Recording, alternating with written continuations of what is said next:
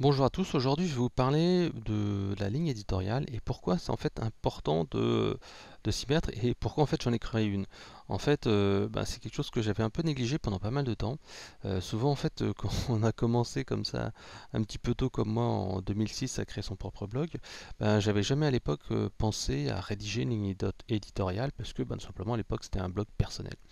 Et en fait je me suis rendu compte que c'était vraiment essentiel qu'il y a allez, moins de 2 ans, grosso modo, tout simplement parce que ça permettait d'être pour moi une boussole, une guide, enfin un guide plutôt, et savoir en fait où aller en termes de création de contenu. Et je me suis rendu compte que même pour un blogueur pro ou amateur, un community manager, même un web marketer, ou un youtubeur, il est vraiment important d'écrire une ligne éditoriale dès qu'on produit du contenu, même si c'est que quelques lignes, 4 lignes, 4, 5, 10 lignes.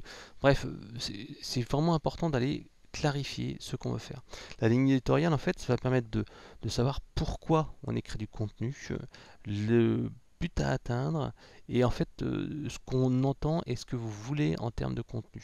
Ça permet vraiment de cadrer sa production de contenu et éviter un effet qu'on voit souvent lorsqu'on est blogueur ou qu'on est content manager, c'est un petit peu d'écrire au feeling ou selon un peu ce qui arrive, les actualités, ou de réagir tout simplement à une newsletter ou à quelque chose qu'on a vu ou à ce qu'a fait un concurrent. D'ailleurs, ça peut être aussi une stratégie. Moi, en fait, je l'ai eu et je l'ai encore ici partiellement. Dans certains domaines d'activité, je réagis aux publications de mes concurrents. Et ça, c'est un moyen en fait d'aller les contrer. Exemple, vous recevez une newsletter d'un de vos concurrents et en fait, vous vous rendez compte qu'il parle d'une thématique, d'un sujet qui pour vous est important et qui est stratégiquement essentiel pour vous d'être présent sur cette thématique-là. Donc vous voyez un article qui fait par exemple 1000 mots sur la thématique-là. À ce moment-là, vous pouvez choisir en fait de le contrer. Alors le contrer, qu'est-ce que c'est? C'est que vous allez tout simplement choisir les mots-clés qui sont les plus importants et vous allez faire un article qui va être bien meilleur, bien plus détaillé et vous allez comme ça en fait contrer son effet de sortie. Vous pouvez également essayer de le contrer mais en version défensive, c'est-à-dire que la personne elle a fait un contenu qui est assez sympa et qui est bien, mais vous n'avez pas le temps en fait de faire un contenu supérieur. Donc ce que vous faites, c'est que vous faites uniquement un contenu défensif en vous positionnant exactement sur les mots-clés les plus importants et vous allez tout simplement faire un contenu certes moins intéressant mais en apportant un petit peu votre point de vue, votre conseil et vous allez en fait synthétiser ce qu'il a dit lui en beaucoup plus de phrases, vous allez vraiment le faire en très peu de phrases. Et ça permet en fait de contrer des concurrents. Cette partie contrage du concurrent, il faut faire attention à ne pas l'avoir trop dans son bloc principal, puisqu'en fait si vous le mettez trop dans votre bloc principal chaque fois, ça va se voir. Moi en fait justement quand je fais cette technique là, je suis ça dans un bloc secondaire, c'est à dire qu'en fait j'ai le bloc principal de l'entreprise et ensuite dans un bloc secondaire je mets un petit peu des blocs un peu défensifs en me positionnant comme ça sur des petites expressions. Alors le but étant vraiment de se dire tiens je vais pas laisser le champ libre à mon concurrent. Donc ça c'est une petite astuce comme je vous disais. La méthode offensive c'est tiens il a parlé d'un sujet, moi je vais en parler mieux parce que je suis un spécialiste encore plus, je vais donner des cas clients et tout ça. Deuxième chose, c'est le défensif que vous pouvez mettre soit sur un blog annexe, ce qui est compliqué parfois parce qu'en termes de référencement, ça nécessite quand même d'animer un deuxième blog, ce qui est un peu lourd. Ce que vous pouvez faire également c'est publier avec une date antérieure, c'est-à-dire que vous publiez à 2 mois, 3 mois d'affilée, avant la date du jour, le contenu, et après vous le repartagez sur Twitter, et bam, ça permet de lui donner un petit coup de pouce en fait, et le faire détecter par Google. Voilà. Alors donc c'était une petite parenthèse qui peut être en fait dans votre ligne éditoriale de dire voilà mes deux trois concurrents principaux, je ne dois pas leur laisser le champ libre et dès qu'ils produisent quelque chose d'intéressant et qui marche un peu sur mes plates de vente, tac, je dois essayer de les contrer. Voilà. Donc ça c'était un exemple. Mais en fait moi ma ligne éditoriale je l'ai créée donc il y a à peu près 2 ans parce que le blog a eu plus de 12 ans et en fait je m'étais rendu compte que je m'étais éparpillé sur pas mal de thématiques.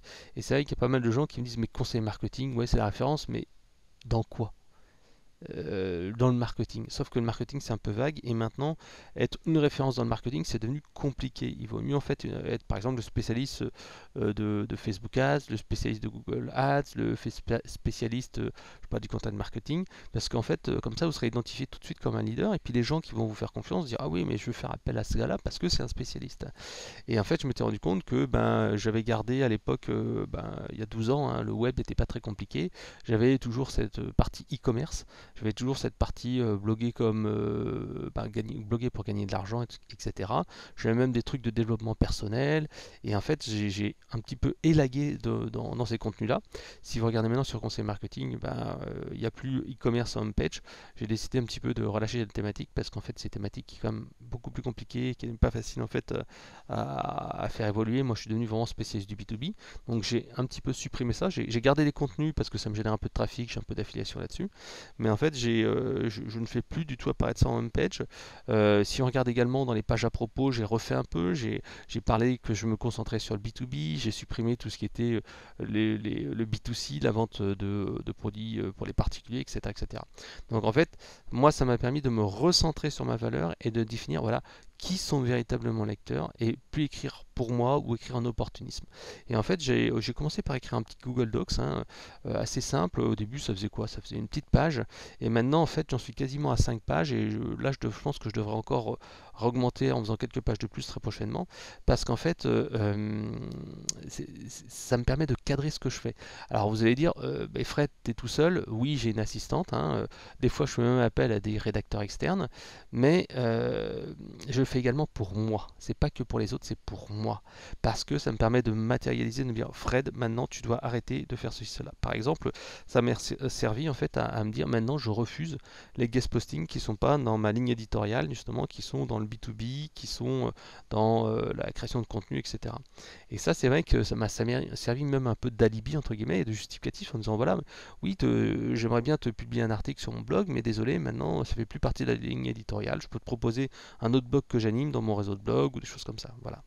Et voilà, moi je vous incite vraiment à le faire parce que ça vous permettra de plus être porté par votre envie et réagir à une actualité, l'article d'un concurrent, etc.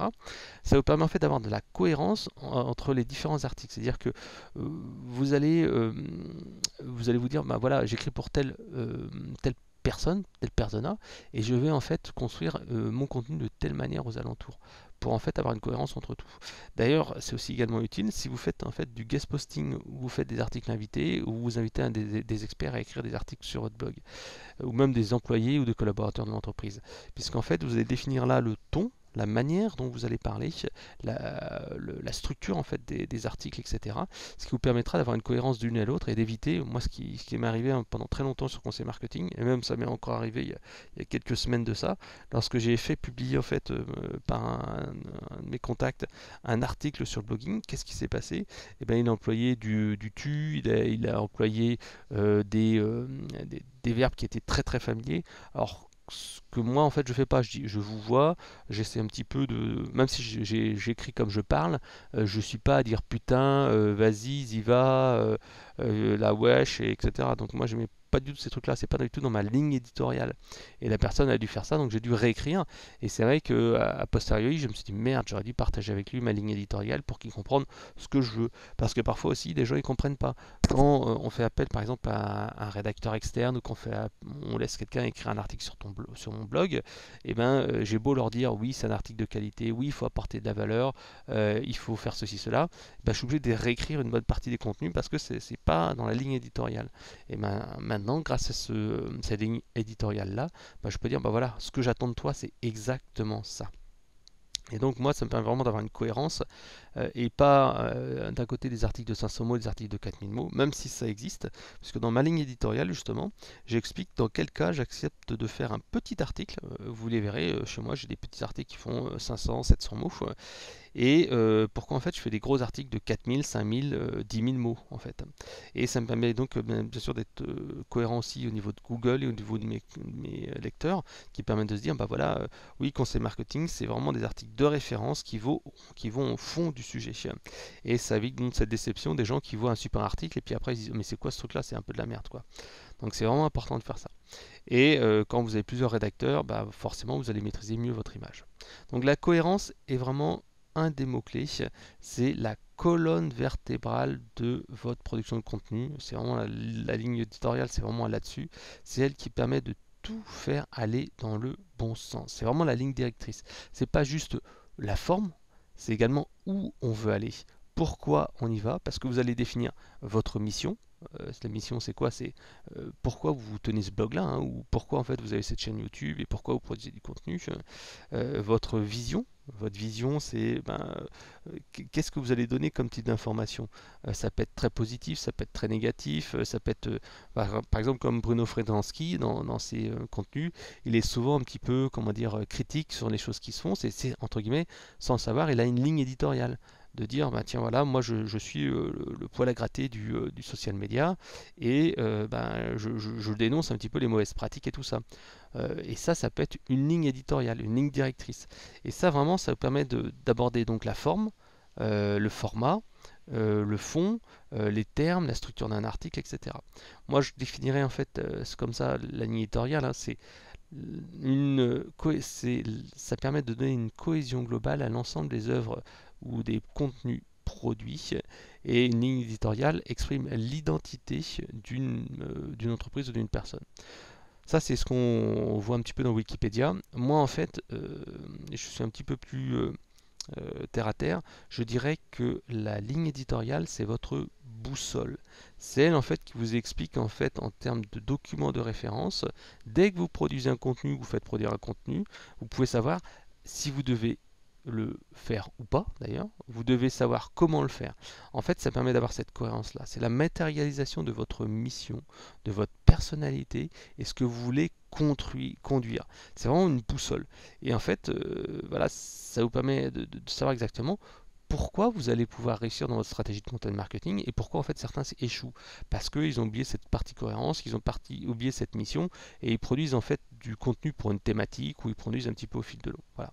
Donc cette ligne éditoriale, j'en parle dans un article sur le blog que je vous invite à lire. Hein. Vous tapez tout simplement pourquoi et comment créer une ligne éditoriale et vous verrez en fait pourquoi c'est important. Alors justement, pourquoi lorsqu'on fait de la création de contenu, la cohérence est vraiment importante.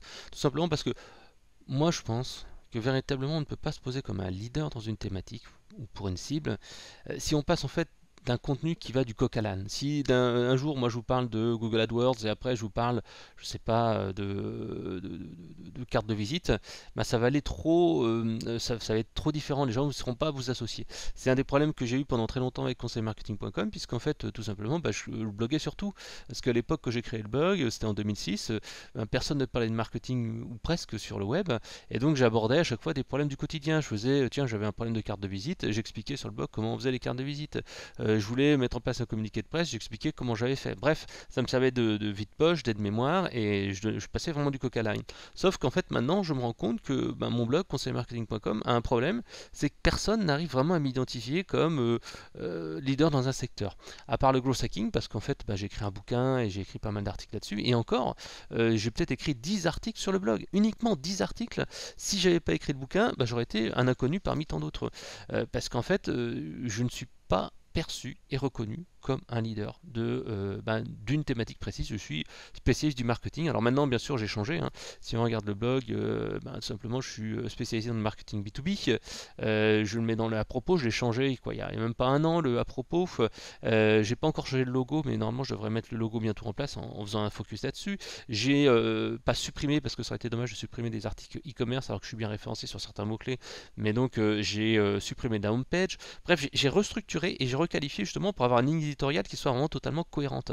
Et même au-delà des articles abordés d'une thématique à l'autre, c'est tout simplement parce que moi je fais appel à des rédacteurs, je faisais du guest posting, j'en fais beaucoup moins justement parce que dans ma ligne éditoriale j'ai dit de plus en plus, Fred, tu fais pas appel à des rédacteurs externes parce que tu passes autant de travail à réécrire un article, à l'améliorer et à le rendre conforme à ta ligne éditoriale qu'à l'écrire. Et puis surtout en fait les gens qui le font, parfois en fait ils abordent des sujets qui ne sont pas les miens. Par exemple là, j'ai lundi un article qui va apparaître sur RankMath, qui est en fait un RankMath SEO, qui est un plugin WordPress, et c'est vrai que c'est pas tout à fait en fait la thématique que je vais aborder, mais c'est vrai que le guest posting était vachement sympa. La personne qui me l'a proposé m'a dit tiens regarde, j'ai fait un truc bien, et c'est vrai que ce plugin je voulais le tester, je l'ai testé, je l'ai même installé en interne, et c'est vrai que je me suis dit tiens, je fais une pierre de coups. Mais il y a d'autres guest postings comme ça. Il y a pas très longtemps on m'a proposé de faire un guest posting dans l'e-commerce, j'ai dit non, moi je suis désolé, je sais plus dans ma ligne éditoriale. Et donc justement d'avoir sa ligne éditoriale permet de se dire j'y vais et j'y vais pas. Et justement en l'absence de cette ligne directrice, on va nuire à l'université, l'uniformité de ces contenus, à sa cohérence, et on ne sera pas perçu comme un leader dans une thématique. Même si vous faites par exemple des contenus thématiques sur par exemple je sais pas l'e-commerce, le problème c'est que si à un moment vous parlez de l'e-commerce pour les très gros e-commerçants, puis les tout petits e-commerçants, et vous passez de l'un à l'autre, et en fait il y a une dissonance ou une déception, et les gens en fait vont pas vraiment se retrouver. Si par contre vous avez une cohérence dans vos contenus à la fois en format et en contenu, ça va être beaucoup mieux. Pareil, moi j'ai maintenant 2-3 formats maximum de contenu. Avant je faisais des easy writing avec une petite vidéo et puis une image, etc. J'ai arrêté. Je faisais aussi des infographies avec une traduction d'infographie en anglais, j'ai arrêté. Je fais maintenant soit un article hyper précis dans une thématique, par exemple là vous avez sur mon blog comment visiter un profil LinkedIn en manière anonyme, par exemple. J'ai fait aussi comment créer un article sur LinkedIn, comment télécharger ses archives sur LinkedIn. Ça c'est des articles hyper précis qui font 500 à 700 voire 1000 mots maximum, mais qui sont hyper pointus. Et en même temps, et sur ma thématique que je souhaite, parce que j'ai une formation sur LinkedIn, donc je veux pousser cette thématique-là. Et en même temps, j'ai des articles qui font 3 à 4 000 mots, qui sont des articles quand je veux vraiment faire être présent dans un mot-clé, une expression de référence.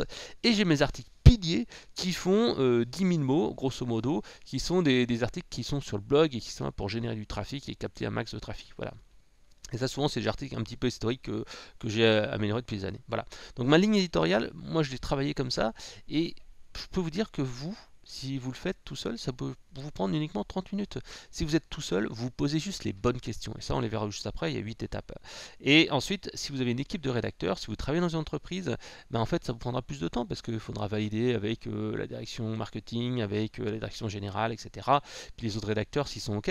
Mais c'est vraiment important de travailler là-dessus. Votre ligne éditoriale permettra de voir le ton, la voix, les messages à faire passer.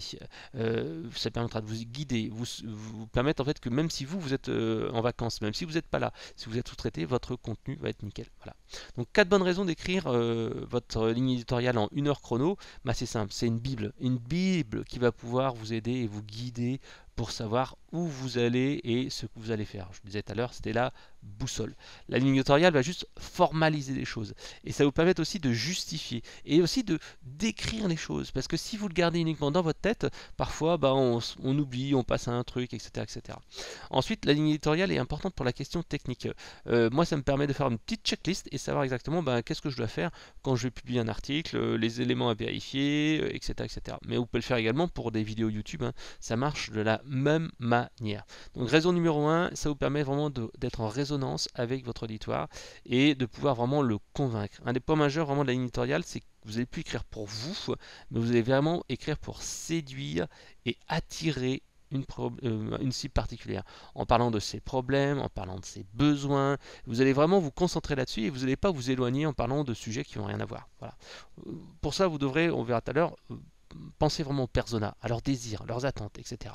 La deuxième chose, créer des contenus les plus cohérents les uns avec les autres. Parce qu'en fait, moi, je me rends compte, j'ai une formation sur marketing automation, et quand en fait on fait du marketing automation, souvent, on a des messages qui sont faits uniquement pour être écrits avec un appel à l'action, donc tout le contenu est dans le message, et souvent en fait les messages de marketing automation ne sont pas que ça.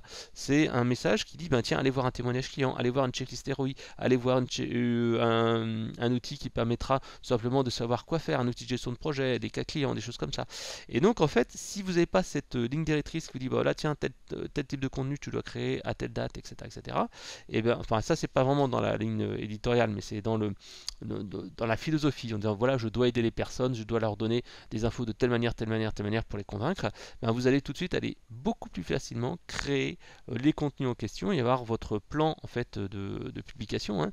Et avec ça, vous allez pouvoir savoir quel contenu vous devez créer en priorité et pas vous laisser porter au fil de l'eau. Voilà. Donc, par exemple, ça vous permet aussi de recibler un petit peu ce que vous devez écrire.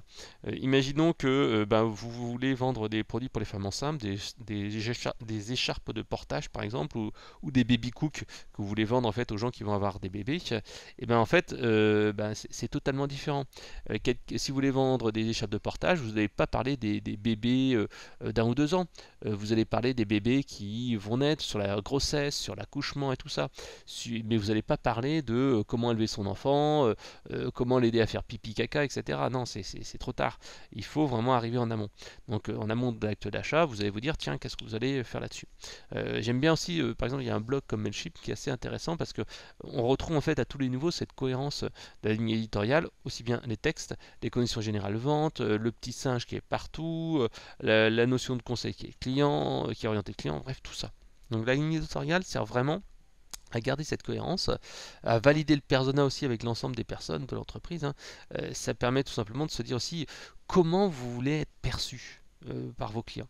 Et si vous voulez être perçu comme un expert, et tout simplement vous dire mais quel contenu je dois faire pour être perçu comme un expert. Il faut que j'ai des cas clients, il faut que j'ai des exemples, il faut que j'ai des thématiques, il faut que j'ai des checklists, il faut que j'ai des articles de référence, bref, tout ça, ça vous permet vraiment de revenir sur vos fondamentaux et vous dire bah, tiens, comment je vais contrer mes concurrents, qu'est-ce qu'ils font de manière un petit peu différente. Moi ce que je vous invite à faire bien sûr c'est toujours d'aller sur SEMrush ou des produits comme cela pour voir en fait quels sont les sites majeurs de votre activité, quelles thématiques en fait ils abordent, comment ils le font, les listes des mots-clés, les contenus qui marchent le mieux, etc. etc. Ça vous permettra véritablement de voir comment vous pouvez vous positionner, si vous pouvez les prendre un peu de trafic chez eux, hein, avec des trafics intéressants au niveau d'articles de blog, de contenu, d'expression, que vous allez pouvoir en fait capter, comme je l'ai déjà expliqué plusieurs fois. Et là, vous faites sur vos 10 premiers concurrents. Quoi. Vous pouvez également surveiller votre e-réputation hein, directement. Ça aussi, c'est lié, un petit peu lié à la ligne éditoriale. C'est-à-dire que voilà, ce qui m'intéresse, c'est également d'être leader sur tel truc. Et je vais mettre en place une surveillance sur tel mot-clé, sur tel concurrent. Et je regarde en fait ce qu'ils font.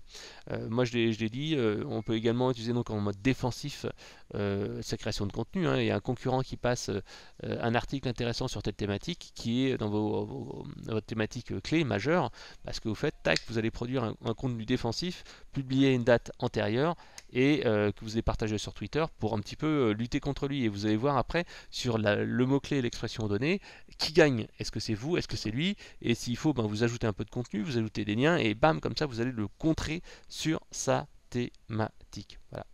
Donc le cadre précis aussi, c'est simple. Hein, le cadre précis, c'est tout simplement tout ce qui est le style. Est-ce que vous allez tutoyer? Est-ce que vous allez vous voyez? Est-ce que vous faites de la ponctuation? Moi, par exemple, j'essaye de faire des phrases courtes. À chaque fois, en fait, mon plugin SEO, je vous l'ai déjà dit lequel c'était RankMath SEO, me dit que mes phrases sont pas hyper lisibles. Bon, j'essaye de faire ce que je peux, mais j'essaye vraiment de mettre des puces, j'essaye de mettre des numéros, j'essaye de réduire à 3-4 lignes maximum des phrases. Bref, tout ça me permet d'améliorer la lisibilité et de me dire tiens voilà, ce que je dois faire idéalement c'est ça, c'est ma ligne éditoriale et ça me permet d'avoir une grande cohérence. Donc les piliers en fait d'une bonne ligne éditoriale c'est simple, c'est qui et comment.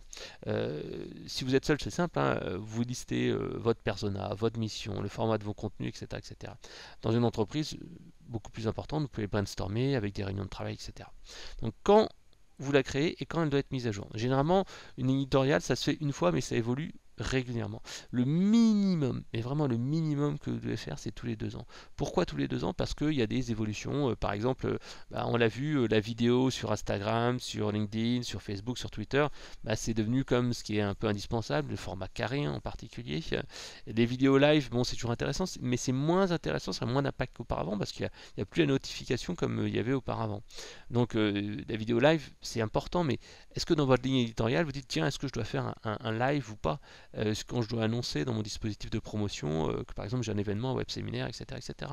Donc votre ligne éditoriale, moi, elle me sert aussi à ça. Hein. C'est pas juste la partie publication, c'est la partie promotion également.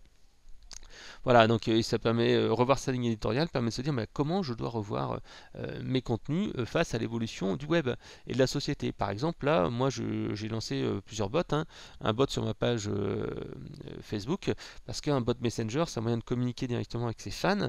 Et en fait, le bot Messenger, ce qui est intéressant, c'est que vous êtes obligé de revoir votre manière d'écrire. Dans un bot Messenger, vous ne pouvez pas écrire comme dans un email, vous pouvez même plutôt tutoyer, je dirais. Alors, ça dépendra de votre cible, mais en fait, vous devez vous mettre en interaction, vous devez mettre en conversation, vous devez mettre en mode lydique, vous devez réduire fortement les textes. Et c'est un vrai travail, c'est un vrai changement. Et c'est vrai que moi, pour l'instant, ma ligne éditoriale est très centrée sur l'écrit type blog, mais ma ligne éditoriale est en train de changer et bientôt je vais intégrer un petit volet bot Messenger où je vais en fait expliquer comment je dois parler à mes clients sur Messenger, parce que c'est pas la même conversation. Sur Messenger, je tutoie, je mets des émoticônes, je mets des boutons, je mets ceci, je mets cela. C'est une conversation qui est totalement différente et une mini ligne éditoriale qui est totalement différente. Voilà. Donc on va vraiment faire adapter cette ligne éditoriale à l'évolution des médias sociaux. Par exemple aussi la taille des articles. Il y a allez, 5 ans, un article de 1000 mots pouvait être suffisant pour se positionner sur une expression, on va dire, classique standard. Maintenant, il faut plutôt 4500, voire 5000, voire 10 000 mots et encore plus de backlinks. Donc c'est vraiment important de faire évoluer sa ligne éditoriale de manière régulière, très très régulière. Et la ligne éditoriale aussi doit être en phase avec tout ce qui est je dirais tout simplement la partie branding, charte graphique.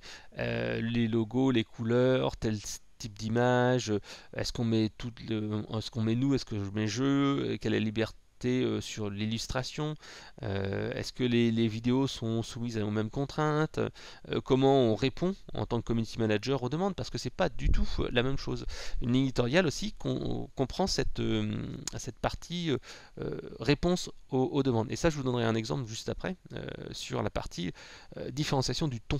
Le ton est vraiment important. Et là, vous le définissez dans votre ligne éditoriale.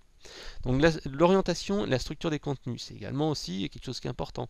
Qu'est-ce que vous devez mettre en termes de intro? Moi par exemple dans l'intro je mets toujours au début un petit résumé, voilà ce que vous allez voir dans l'article, avec les mots-clés sur lesquels l'article est positionné au départ, pour que dans le moteur de recherche, en fait on voit bien que c'est de l'expression la plus importante. Quand on va chercher dans Google et qu'on va voir le résultat, il y aura mes expressions. J'ai mis également des étoiles avec Kaka Star Rating qui est un plugin WordPress, et à chaque fois je dis que je dois voter pour moi-même au moins une fois et je laisse voter les autres pour avoir au moins 5 étoiles dès le départ. Donc tout cela va vous permettre de savoir comment écrire. Donc le ton, j'en ai parlé tout à l'heure, mais c'est quelque chose qui est important. C'est vraiment un des aspects fondamentaux qui vous permettra de vous différencier des autres. Parce que tout le monde peut parler de web marketing, tout le monde peut parler de content marketing, tout le monde peut parler de growth hacking. Par contre, la manière dont on va le faire va être différente. À chaque fois, on dit toujours, toutes les histoires du monde ont déjà été écrites et racontées. Ce qui change, c'est la manière de la présenter. Voilà. Si vous regardez le schéma habituel du storytelling, The Hero Journey, c'est la même entre Harry Potter, entre Star Wars, c'est toujours la même chose. C'est un héros qui est ordinaire, un jour il fait une rencontre, il a un objet magique qui l'aide, et il a un challenge, et il a un ennemi, et ceci et cela. On est toujours sur les mêmes histoires, mais c'est une manière différente de le faire. Et le ton permet véritablement de créer une connexion du relationnel avec votre cible. Chaque mot a véritablement un sens. Il faut l'appeler et l'utiliser au bon moment pour convaincre la bonne personne. Voilà. Donc tout simplement, vous allez voir un petit peu quelle est la personnalité, l'image que vous voulez donner. Et là, en fait, à ce moment-là, vous allez adapter votre ligne éditoriale. Par exemple, soit en fait, imaginons que vous ayez dans votre ligne éditoriale une manière de répondre en fait aux personnes. Soit vous pouvez avoir une ligne éditoriale très personnelle. Par exemple, je réponds à quelqu'un qui a fait une suggestion. La réponse peut être très bien: merci Sébastien, votre suggestion pour les liens ajoutés dans notre article sur la ligne éditoriale est vraiment intéressante. Nous ne manquerons pas de transmettre cela à Frédéric qui gère le blog chez nous afin qu'il puisse en tenir compte. Si vos suggestions sont retenues, nous vous tiendrons au courant très rapidement via le commentaire. Merci encore pour le temps passé à nous remonter vos suggestions. A contrario, une réponse peut être très corporate et donner un effet qui est totalement différent. Par exemple, la même réponse à un commentaire peut être: votre suggestion a bien été enregistrée et l'un des membres de notre équipe prendra contact avec vous dans les 2 jours ouvrables. Vous voyez, on n'est pas du tout dans la même chose. Avant, on parle de la personne, on dit bonjour, merci Sébastien, on lui dit c'est Frédéric qui gère, etc., etc. Donc on a un ton qui est différent, et pourtant en fait c'est la même réponse. En fait on fait la même chose, on répond aux personnes en disant tiens merci pour la réponse, pour la suggestion, on va te répondre bientôt. Et donc en fait dans les 2 cas on va pas avoir le même relationnel, on va pas avoir le même lien, on va pas avoir le même pouvoir de convaincre. Et donc ces 2 exemples qui sont un petit peu extrêmes montrent qu'en fait on peut créer facilement de la proximité avec des gens. Donc il y a 2 personnes que j'aime bien qui fonctionnent un petit peu là-dessus et qui utilisent un petit peu justement une ligne éditoriale qui est différente. Par exemple, vous avez Antoine BM, Antoine Blanche Maison, qui utilise beaucoup le storytelling et les sentiments pour créer de la proximité avec ses lecteurs. Si vous êtes abonné à sa newsletter, je vous invite à le faire, c'est vraiment intéressant. Et par exemple, là, il a sorti un email il n'y a pas très longtemps qui s'appelle Qui a l'impression de subir sa vie? Et là, il raconte sa life. Il dit à 17 ans, je subissais ma vie. En tout cas, c'est le sentiment que j'avais. Je détestais le lycée, mais j'étais contraint d'y aller chaque matin. Je rêvais de prendre mon appart, mais je ne gagnais pas l'argent. J'aurais bien aimé être en couple, mais j'avais aucune opportunité amoureuse. Bla bla bla bla bla bla. Donc en fait, là, c'est un exemple. Il est en mode storytelling et ça peut être une manière de faire. Un autre exemple aussi, c'est Vincent Caïry, qui est assez marrant, puisqu'en fait, il part vraiment à contresens des gourous du web et des blogueurs habituels. En fait, à chaque fois, il critique les blogueurs, il critique les gens. Tiens, il y a des gens qui vous disent de faire ça, il y a des gens qui vous disent de faire ci. C'est son parti pris. Et il n'hésite pas en fait à taquiner ses lecteurs, à se moquer un petit peu d'eux, à dire voilà c'est ça qu'il faut faire, éviter de faire ceci, cela. Donc c'est vraiment une ligne éditoriale qui est totalement différente. Vous voyez, il est capable de dire c'est embêtant de ne pas savoir ce qu'on contient ta newsletter sur plusieurs mois. Acheter une promesse, mais c'est bien joli, mais si le sujet d'un mois ne m'intéresse pas, qu'est-ce qui se passe?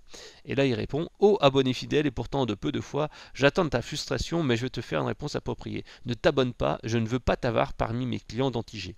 Donc vous voyez, c'est quelque chose qui va à contresens de ce que l'on pourrait penser. Et donc lui, il va vraiment sur une ligne éditoriale et une charte de communication qui est vraiment totalement inédite par rapport à tout le monde. Et là, il a une voix différente, il a un ton différent.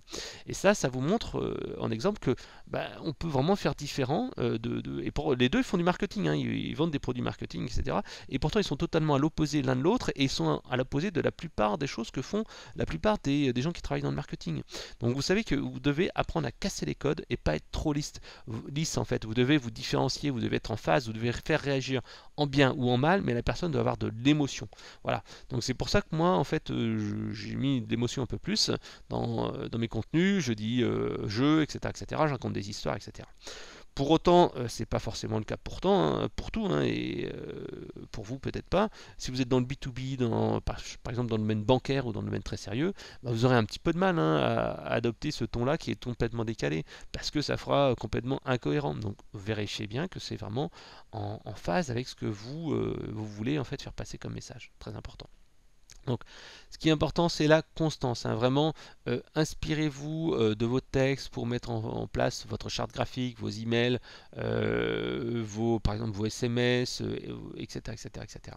Vous pouvez prendre en fait un exemple sur frishti.co qui est vraiment intéressant parce qu'en fait, tout simplement, ils mettent de l'humour ou du second degré partout sur leur site internet, les SMS quand les livreurs sont en retard de livraison. Vous pouvez voir par exemple sur leur site web, il y a marqué la saison de la raclette est ouverte ou Victor, de quoi avez-vous envie? Vous voyez, c'est une manière d'écrire, une manière de produire du contenu qui est totalement différente parce qu'en fait, il tutoie. Enfin, il vous voit plutôt, et en fait, il parle des noms avec, enfin, des prénoms des personnes. Il parle en fait d'envie. Qu'est-ce que vous avez envie? Et c'est pas qu'est-ce que vous voulez commander comme produit, quoi. C'est un petit peu différent, voilà. Et là derrière, c'est j'ai faim maintenant, des envies d'ailleurs, j'ai une réunion, je veux faire des courses, quoi. On est vraiment sur orienté customer. C'est aussi le cas par exemple pour Michel et Augustin qui se différencient de leurs concurrents par de bons produits, bon certes, hein, les produits sont pas mal, mais surtout par une communication décalée. Je pense que leur succès vient plus de la communication décalée que de leurs produits en eux-mêmes. Par exemple, ainsi, Michel et Augustin ne parlent jamais de clients ni de produits, ils parlent de gourmands et de recettes. Et vous voyez, ils se mettent en scène, ils racontent des trucs et tout ça. Donc vous voyez que c'est vraiment une autre manière de produire du contenu. On est vraiment là pour faire la différence, et pas uniquement par le texte, mais par la manière de parler, par les mots qui sont employés. Voilà. Donc évitez par exemple le blabla. Moi je vous dis clairement, j'essaye de réduire un maximum tout ce blabla, le truc pas très intéressant. Il n'y a pas très longtemps, j'ai travaillé par exemple pour une boîte qui travaille dans le B2B et qui a plutôt des clients grands comptes. Et c'est vrai que moi j'avais écrit un contenu avec ma charte habituelle, et c'est vrai que comme ils l'ont rewrité, ils m'ont réécrit, me disant non mais on a réécrit quelques trucs pour que ce soit plus en ligne avec notre charte éditoriale, voilà, notre ligne éditoriale. Et c'est vrai que le contenu c'était en outre quant au-delà de ceci, mais c'était pas du tout dans ma charte graphique à moi, ma charte plutôt éditoriale, hein, mais pourtant en fait, c'était dans leur monde. Et pour eux, ils voulaient avoir un truc corporate, très lisse, en bon français, etc. Bon, moi personnellement, je pense que cette époque-là a un petit peu révolu parce que les gens, ils ont plus le temps de relire des contenus chiants, des contenus rébarbatifs, des trucs un petit peu guindés. Je pense qu'il faut aller déclencher de l'émotion. Il faut en fait faciliter la lecture, éviter le jargon. Voilà, moi sur Conseil Marketing, je dis généralement ce que je pense. C'est important comme ça d'avoir comme ça un point de vue qui est vraiment tranché. Alors la première étape, c'est tout simplement ici d'aller écrire et formaliser votre USP, Unique Selling Proposition, c'est-à-dire en quoi vous êtes différent des autres. En fait, c'est tout simplement le moyen que vous aurez de savoir comment vous allez vous différencier de vos concurrents, à la fois via vos contenus, via votre ton, etc. etc. En fait, l'Unique Selling Proposition, c'est tout simplement ce que vous faites de bien et ce que le client veut. Et ce que les concurrents ne font pas forcément. Voilà, ça c'est assez important. Parce que si vous faites la même chose que vos concurrents, bon bah c'est pareil. Si vous faites quelque chose que vos concurrents font et que les clients ne veulent pas, ça sert à rien. Si vous faites la même chose que vos concurrents sur la même zone d'intérêt que les clients, forcément ça va pas aller. Donc en fait vous allez vraiment vous différencier et savoir en quoi vous allez avoir une ligne éditoriale différente. C'est peut-être votre ton, votre voix, votre style d'écriture, le format, ça peut être des images, ça peut être de la vidéo, ça peut être du texte, ça peut être énormément de choses. Par exemple, moi je me suis amusé à un moment donné à faire des vidéos un peu plus originales, en fait en mode Fast and Furious ou de Combini ou Express à la brute. Je l'ai fait, alors c'est un peu compliqué, ça prend du temps, mais ça peut être quelque chose comme ça. Moi, ma ligne éditoriale, c'est le conseil marketing, c'est écrire des contenus longs, de contenus détaillés, aller vraiment dans le détail. Parce qu'en fait, il y a tellement de gens qui expliquent le pourquoi il faut le faire et n'expliquent pas vraiment comment on le fait. Et donc moi j'essaie souvent de me concentrer là-dessus, comment le faire avec un mode d'emploi.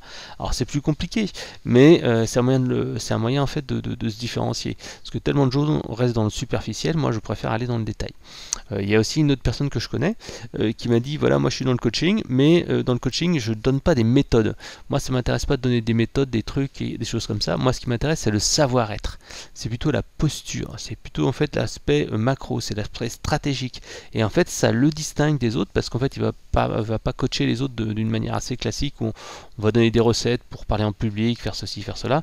Non, il va vraiment s'intéresser au savoir-être et c'est vrai que le savoir-être c'est beaucoup plus compliqué à copier. Voilà. Donc le but en fait avec cette étape 1 c'est de définir ce qui sera votre force. Comment vous, avec vos capacités, vous êtes peut-être bon à l'oral, bon à l'écrit, vous avez une sacrée expérience, vous êtes bon en vidéo, vous aimez ça, enfin bref, comment vous allez vous distinguer de vos concurrents? Est-ce que c'est des experts de votre entreprise? Est-ce que c'est parce que vous allez faire beaucoup de contenu, vous allez faire beaucoup d'actu? Bref, qu'est-ce qui va être votre fer de lance et qui va vous différencier? Voilà, ça c'est votre première action lors de l'étape 1. Étape numéro 2, c'est définir votre vision, votre mission dans votre ligne éditoriale. J'ai déjà expliqué tout à l'heure la vision et la mission, c'est vraiment le cœur de votre business. La vision, c'est le pourquoi vous lancez. Pourquoi en fait vous avez décidé de lancer votre business et pourquoi vous avez créé votre entreprise en fait. Moi par exemple si j'ai créé Conseil Marketing, c'est tout simplement que ma vision c'est que les Français étaient vraiment en retard par rapport aux États-Unis et qu'il fallait en fait aider les gens à développer leur business. Donc moi ma vision c'est voilà, Internet c'est un des meilleurs moyens de diffuser la connaissance et d'aider les gens à être beaucoup plus efficaces pour créer leur boîte. Ma mission c'est quoi? C'est comment je vais le faire. Et comment je vais le faire en fait, c'est en particulier via un blog, via des vidéos, via un podcast et en fait des articles super détaillés où j'explique vraiment comment ça se passe. Et ensuite tout simplement cette mission, on va la décliner en années et en stratégie annuelle. Par exemple moi pendant toute cette année-là j'étais plus orienté sur la création, la conversion, la création de nouveaux produits, l'écriture d'un nouveau bouquin et la mise à jour d'un autre bouquin. Voilà, ça c'est la stratégie annuelle. Et après il y a des actions concrètes qui sont déclinées par rapport à cette stratégie annuelle. C'est voilà, cet été moi par exemple je vais écrire un nouveau bouquin sur les chatbots qui va en fait sortir et donc pour faire ce bouquin j'ai fait déjà 80 pages sur comment mettre en place un chatbot marketing. Je vais créer une nouvelle formation vidéo sur les chatbots très prochainement, etc. Et donc ça fait partie de mon plan. Je vais aussi sans doute sortir une V2 du livre de Growth Hacking sans doute en 2020 ou 2021. Enfin en tout cas il y aura des choses qui vont être faites. Voilà, donc ça c'est des actions qui sont liées à la stratégie globale. Donc n'oubliez pas, vous avez votre vision. La vision, c'est le pourquoi en fait. Voilà. pourquoi vous faites tout ça. La mission, c'est comment vous allez le mettre en application. La stratégie, c'est comment vous allez faire dans l'année. Et les actions marketing, c'est comment vous allez le mettre au quotidien. Donc la ligne éditoriale découle véritablement de la vision et de la mission. Pour conseiller marketing, comme je vous le disais, ma vision, c'est d'aider les entreprises. Et comme ça, en fait, je décline tout. La ligne éditoriale, donc, doit être au service de la vision, au service de la mission et d'aider à l'accomplir. Par exemple, moi, dans ma ligne éditoriale, comme je me dis, voilà, je dois aider les gens, à chaque fois, je dois mettre dans mes articles des conseils concrets et pratiques, pas faire de blabla, et faire en sorte que les gens, ils apprennent quelque chose d'utile. Et à chaque fois, moi, quand je lis un de mes articles, je me dis, mais putain Fred, est-ce que toi, si tu en lis tes propres articles, tu aurais appris quelque chose? Je me dis, waouh, même moi, j'ai appris un truc intéressant à la fin de la rédaction de mon article. Donc pour y arriver, je dois donc chercher mes connaissances, et dans ma ligne éditoriale, il y a le fait de réfléchir sur des exemples, de mettre des plans d'action, de dire, expliquer qu'est-ce qu'il faut faire, là comme je dis, étape 1, action, etc. etc. D'aller chercher les informations sur d'autres supports. Hein. Parfois, je vais demander à des amis, je vais faire de la recherche documentaire sur Google, je vais lire des articles, je vais lire des bouquins. Et en fait, grâce à ça, en fait, tout simplement, que je vois en fait que j'ai un process complet. Et je vais tout simplement écrire cette ligne éditoriale qui comprend ces éléments-là. Donc, votre action à cette étape numéro 2, elle est très simple. Écrivez votre vision. Écrivez votre mission et comment votre ligne éditoriale doit vous aider à la mettre en application. Voilà. Étape numéro 3, on va tout simplement revoir son persona et les cibles prioritaires pour votre ligne éditoriale. C'est vraiment important de faire ça, hein, définir ses clients types, les personas qui correspondent le mieux possible à vos clients idéaux. C'est là en fait que vous allez pouvoir vraiment produire du contenu qui va les faire vibrer, qui va les faire rêver. Moi, par exemple, comme je le disais sur mon conseil marketing, hein, je me suis recentré sur le growth hacking, le content marketing, le blogging et les réseaux sociaux. J'ai abandonné tout ce qui est e-commerce pour me recentrer plutôt sur ma cible principale. Là, sur le site, ben voilà, on parle plus beaucoup d'e-commerce, on parle plus de ceci, cela. Je le fais de manière vraiment très opportuniste, mais autrement maintenant c'est fini. Et justement, grâce à ma ligne éditoriale, j'essaye d'éviter de plus en plus d'avoir ces petites tentations de faire de l'opportunisme avec des gens qui me disent tiens, ce serait bien de faire ceci, faire cela sur l'e-commerce. Je dis non, ma ligne éditoriale, désolé, elle a changé, c'est ceci, c'est cela. Voilà. Dans votre ligne éditoriale aussi, vous pouvez adresser qui est votre cible. Est-ce que c'est un débutant ou un expert? Ça change totalement aussi le look de vos contenus, le look de vos articles. Si vous faites de la vulgarisation, vous vous adressez à des gens qui ne sont pas forcément très au fait. Par contre, si vous adressez à des experts ou à des gens qui sont moyens, et bien en fait, les gens intermédiaires, ils n'ont pas de besoin dans les trucs basiques, ils connaissent déjà les choses, vous pouvez aller plus dans le détail. Par contre, ils seront beaucoup moins nombreux. Donc si vous vendez à des gens moins nombreux, il faudra vendre des produits plus chers et vendre des prestations beaucoup plus onéreuses, il n'y a pas le choix. Donc votre action pour cette étape 3, c'est simple. Définissez qui sont vos clients cibles pour créer du contenu qui va résonner en eux. Voilà. Étape numéro 4, définir les sujets principaux et les sujets secondaires abordés dans notre ligne éditoriale. En fait, c'est simple. Un blog doit être spécialisé sur un persona qui a un problème précis.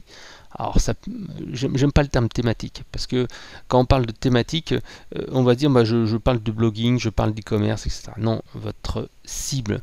Donc votre cible, c'est quoi? C'est tout simplement la personne qui a un problème. Comme je le disais, les débutants n'auront pas du tout les mêmes problématiques que quelqu'un qui est avancé. Si vous adressez, du marketing en ligne, et ben en fait, si vous adressez, je vais parler de marketing B2B, ça va pas être la même chose que je vais parler du marketing B2B dans le secteur des logiciels. Ça va être totalement différent. Je m'adresserai à une cible qui est beaucoup plus petite, hein, mais au moins j'en serai une référence. Voilà. Et après, je pourrais même les contacter directement, par exemple faire des interviews de personnes qui travaillent dans ce secteur-là pour me faire connaître, etc. etc. C'est vraiment important d'avoir cette volonté d'être différent et de se différencier, parce que voilà, moi je dis toujours que imaginez que vous vouliez faire garder vos enfants, et là en fait il y a quelqu'un qui vous dit tiens, si vous voulez, moi je peux garder vos enfants, en plus vous savez, je sais faire le ménage et je suis capable de faire la lessive et le repassage. Bon, jusque là vous dites bon, pourquoi pas, mais en même temps si elle vous dit tiens, je sais aussi, en même temps que vous occupez votre gamin, de faire un petit peu de bricolage, je peux vous faire de la peinture, je fais un peu de plomberie, d'électricité, et puis bon, quand votre fille va dormir, je pourrais même aller dans le jardin, faire un peu de tondeuse et puis couper quelques arbres. Là vous direz mais attends, non désolé, moi j'ai besoin vraiment qu'une nounou fiable pour garder mes enfants, parce que j'ai pas envie que vous soyez à l'autre bout du jardin si elle pleure et des choses comme ça. Donc c'est là qu'on se rend compte qu'il vaut mieux être de quelqu'un de confiance dans une thématique que quelqu'un qui prétend tout faire bien parce que c'est pas possible de tout faire bien. Il faut mieux être spécialisé. Donc choisissez votre thématique, votre sujet qui va résonner vers votre cible. Voilà. Vous ne devez pas écrire sur une thématique en général, mais pour une personne cible. Voilà. Tout simplement, grâce à ça, vous allez vraiment vous dire, bah, mon client, c'est tel type d'entreprise, tel type de particulier, et voilà pourquoi j'écris pour lui. Voilà. Le ligne éditoriale aussi permet de prendre les bonnes décisions et continuer à le faire sur le long terme, parce que vous saurez à qui vous adresser. Donc voilà. Moi je vous conseille également de travailler sur la génération des mots-clés. J'ai écrit un article là-dessus qui s'appelle 4 étapes pour bien choisir ses mots-clés. C'est un peu complémentaire, et même c'est totalement complémentaire à ce que je viens de vous dire. Parce qu'en fait là, on est vraiment dans, entre guillemets, dans les thématiques abordées qui sont liées à vos cibles.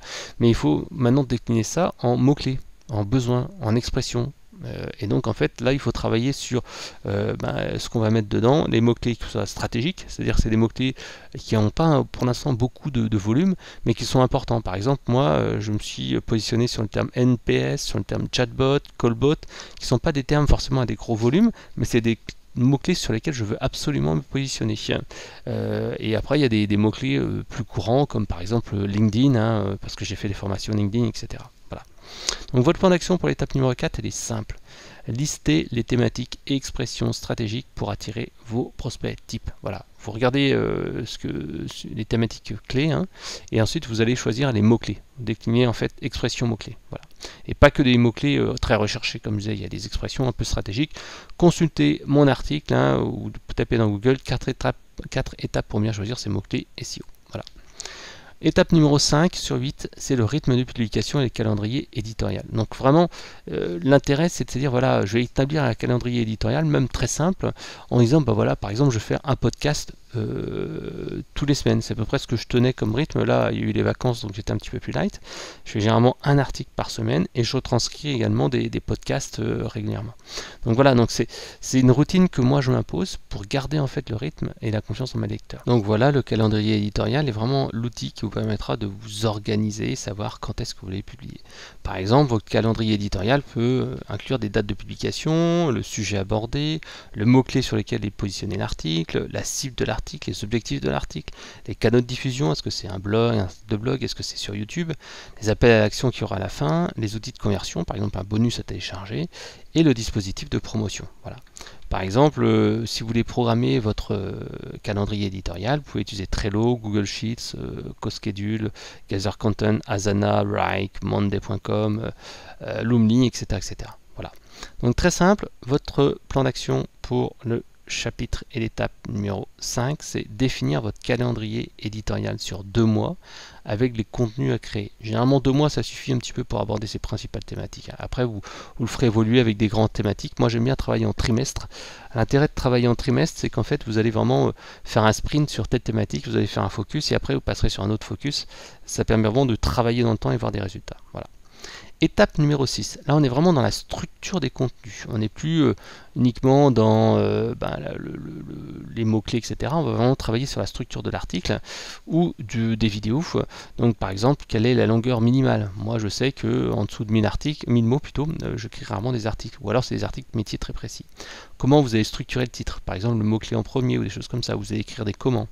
Quel est le plan type d'un article? Moi je sais, j'ai un plan type à peu près classique, souvent c'est des étapes ou des choses comme ça. Où et comment vous allez mettre des en-têtes, des sous-paragraphes, etc. Est-ce que vous mettez des images systématiquement après des sous-titres? Est-ce que vous mettez des vidéos? Est-ce que vous mettez des liens externes? Qu'est-ce que vous mettez en type d'appel à l'action? Est-ce que vous faites des liens vers des sites externes ou vous faites surtout des liens vers vos propres articles? Quels sont en fait les types d'images et de photos que vous allez mettre? Moi je suis beaucoup orienté dessin et illustration plutôt que des simples photos classiques. Est-ce que vous pouvez inclure des témoignages, etc., etc. Voilà. Donc moi les règles, j'en ai fait et surtout j'ai fait des règles simples parce qu'en fait si vous avez des règles trop compliquées dans votre ligne éditoriale, vous allez galérer. Par exemple, moi je sais qu'un article de blog doit faire 1500 mots minimum, sauf si ce sont des mini tutos. Et en fait le mot-clé il est dans le début du titre de l'article, il est dans le premier paragraphe. Les paragraphes, je sais que j'essaye de mettre une idée par paragraphe, j'essaye en fait de mettre des puces et des numéros, j'essaye de répondre aux questions pourquoi, où, comment, pourquoi, avec qui, combien, etc. etc. J'essaye d'avoir un contenu qui est le plus intemporel possible, ce qui m'oblige en fait à ne pas mettre de date. J'essaye de citer les sources pour les images, ou alors les acheter tout simplement sur des banques d'images. Voilà. Donc après, vous avez le ton, on a déjà parlé tout à l'heure. Hein. Est-ce qu'on veut paraître sérieux, pragmatique, léger, etc. Est-ce qu'on parle à je ou on dit nous? Est-ce que vous utilisez le vous ou le tu? Quels acronymes vous pouvez utiliser? Est-ce que vous avez le droit de parler des concurrents, etc. etc. Voilà. Donc le but en fait, c'est d'avoir un contenu qui sera surtout scannable, puisqu'en fait, on sait très bien que les gens, ils aiment bien lire un contenu facile. Donc vous devez vous concentrer là-dessus. Donc dès les premières lignes, votre lecteur doit comprendre ce que vous dites. Il doit pas prendre, en fait, vous devez lui faciliter le travail. S'il doit lire 5, 6, 7, 8 lignes pour comprendre de quoi vous allez parler, le bénéfice qu'il va en tirer, ce qu'il va apprendre à la fin, c'est trop long. Vous devez lui dire dès le départ, ok, tu vas apprendre ça, ça et ça et ça. Voilà. Votre public s'attend à ce que vos contenus soient longs ou pas. Un contenu plus long nécessite peut-être des citations, des images ou des choses comme ça. Bref, jusqu'à où vous pouvez dire stop. Moi, je sais que des fois, je me suis mis des limites pour me dire ok, non, mais c'est bon, j'arrête maintenant de cet article-là. Autrement, je vais en faire une encyclopédie. Je mets des deadlines. Par exemple, je sais que j'ai jusqu'à, par exemple, dimanche soir pour produire un article et pas plus tard. Voilà. Et ça me permet d'éviter de produire. Voilà. Donc, sur quel lien vous mettez des articles? Est-ce que vous faites des vidéos? Quel est le processus de révision avant la publication? Est-ce que vous faites une relecture? Par exemple, moi, souvent, je le copie-colle dans Word et je passe le correcteur orthographe. Est-ce qu'il y a une procédure de validation si vous êtes dans une grande entreprise? Est-ce que vous avez vérifié tout ce qui est droit d'auteur, etc., etc. Bref. Voilà, donc tout ce que vous devez faire, c'est décrire à quoi doit ressembler la structure type d'un article et ce que vous allez faire pour donc le publier et en faire la mini promotion en fait. L'étape numéro 8, c'est tout simplement les contraintes techniques et les contraintes d'optimisation de référencement. Donc en fait, ça c'est un aspect qui est trop souvent négligé, c'est qu'en fait les gens ils parlent pas en fait de tout ce qui est technique. Et pourtant c'est pas très compliqué, hein. Comme je vous le disais, le titre généralement, voilà, il faut les mots-clés qui soient dedans. Dans la description qui apparaît généralement dans Google, il faut l'optimiser. Est-ce qu'il y a un certain nombre de répétitions que vous acceptez de faire? Est-ce qu'il y a des tests en fait de pertinence et de densité de mots-clés? Et en fait pour cela, moi je vous invite à utiliser des plugins, en particulier Yoast SEO ou Rank Math SEO. Donc c'est un nouveau plugin en fait que j'utilise, un plugin qui s'appelle Rank Math SEO, qui est assez sympa et qui vous permet de vérifier justement si votre contenu est conforme en référencement. Et c'est vrai que moi ça m'est arrivé parfois de devoir faire quelques petites modifs pour essayer d'avoir un score minimum de 70, 80 pour en fait être sûr que mon article sera bien référencé pour l'expression. Voilà. Donc ça aussi, ça va vous servir à guider vos futurs rédacteurs vers le contenu idéal que vous souhaitez faire. Donc votre plan d'action pour cette étape 7 est simple. Définissez les éléments SEO à mettre en place avant de publier un article. Hein. C'est très simple. Souvent même, il suffit d'installer un plugin WordPress, comme je vous disais, c'est Rank Math SEO ou Yoast SEO. Et c'est lui en fait qui va vous aider à vérifier cette partie-là. Ensuite, la 8e partie, et ça c'est une partie que j'ai rajoutée au fil de l'eau avec l'évolution de ma ligne éditoriale, c'est les choses à plus faire et à faire. En fait, souvent ce qui se passe, c'est qu'on a en fait l'habitude de faire un certain nombre de choses. Par exemple, moi j'avais l'habitude de, ok, je fais de l'opportunisme. Par exemple, j'avais comme règle de dire, bon allez, j'en ai marre, je vérifie pas l'article, je publie. J'avais comme règle auparavant de prendre des images drôles. Maintenant, je vérifie en fait que ces images, j'ai bien le droit dessus, j'ai acheté des images pour cela, etc., etc. Donc en fait, c'est tout simplement les bonnes habitudes et les mauvaises habitudes. Et ça, en fait, ça va vous aider et vous guider. Rien que le fait de l'écrire, c'est un élément clé. Voilà, donc grosso modo, une éditoriale comprend les objectifs du blog, l'USP, le persona, les sujets abordés. Concernant la publication et le calendrier rédactionnel, c'est des sujets opportunistes, des sujets à ne plus aborder, des contraintes techniques, la structure de macro des textes et des vidéos, la routine après la publication, les éléments techniques SEO, le processus de publication d'un article avec, encore une fois, ce que vous allez faire pour le publier, dans quel cadre, est-ce que vous l'envoyez sur la newsletter, ou des choses comme ça. Et en fait, s'il y a des cas spécifiques, par exemple les articles invités, les interviews, qu'est-ce que vous faites? Voilà. Donc voilà, ce petit enregistrement était là pour vous guider dans la ligne éditoriale. Le but en fait c'est de vous guider, vous aider à produire du contenu qui soit beaucoup plus efficace.